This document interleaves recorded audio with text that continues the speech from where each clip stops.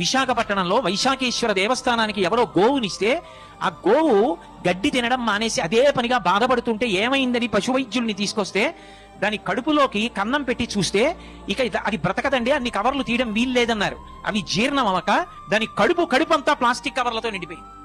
ఎందుచేత? పాపం దానికి చెయ్యి లేదు, అది మూట విప్పి తినలేదు. మల్లె పువ్వులు తెచ్చినా ప్లాస్టిక్ కవరే, మామిడి పండు తెచ్చినా ప్లాస్టిక్ కవరే, కాయగూర తెచ్చినా ప్లాస్టిక్ కవరే, ఆఖరికి ఇంట్లో ఉన్న తుక్కు పారబోసినా ప్లాస్టిక్ కవరే. ఇల్లు కట్టుకోవడానికి పునాది కోసం భూమి తవ్వితే ఎన్ని వేల ప్లాస్టిక్ కవర్లు, ఎక్కడ చూసినా ప్లాస్టిక్ కవర్లే. ఆవులు తింటున్నాయి, కుక్కలు తింటున్నాయి, పక్షులు తింటున్నాయి, ఎవరికి చెప్పుకుంటాయి వాటి బాధ?